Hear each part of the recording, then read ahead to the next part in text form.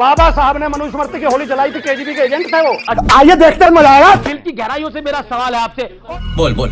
स्वामी प्रसाद मौर्य को किस कैटेगरी में डालते हैं जो रामचरितमानस को लेकर इतनी अनर्गल बातें करते हैं? Good question. रामचरितमानस एक महाकाव्य है, साहित्य सब्जेक्ट में पढ़ाया जाता है, कहीं धर्म ग्रंथ में नहीं पढ़ाया जाता। नंबर एक बात। दूसरे, रामचरितमानस लिखी गई है रामायण को आधार बना के।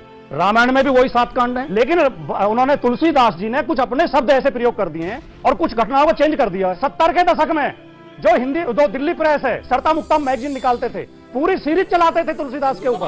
और तुलसीदास ने क्या क्या गलत लिखा है? मूल वाल्मीकि रामायण की जो कहानी है उस पर किसी को आपत्ति नहीं है। मूल वाल्मीकि रामायण में किसी जाति को नीच नहीं बताया गया है, किसी के प्रति घृणा नहीं है, नारी का अपमान नहीं है। रामचरितमानस में भी नहीं है।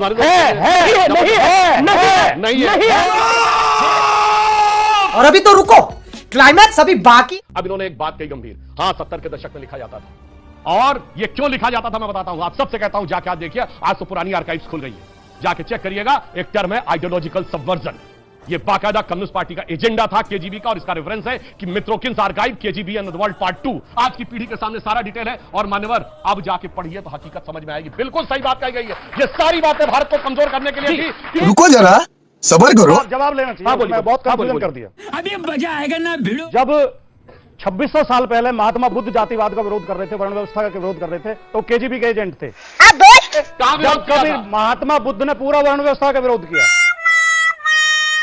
जब कबीर लिख रहे थे कि जात पात पूछे नहीं कोई, हर को भजै सो हर का होई, और जो जातिवाद का विरोध कर रहे थे, तो वो केजीबी का एजेंट थे। अरे बाप रे, ये तो धोती खोल रहा है। बाबा साहब ने मनुस्मृति की होली जलाई थी, केजीबी के एजेंट थे वो। लवणे न भोज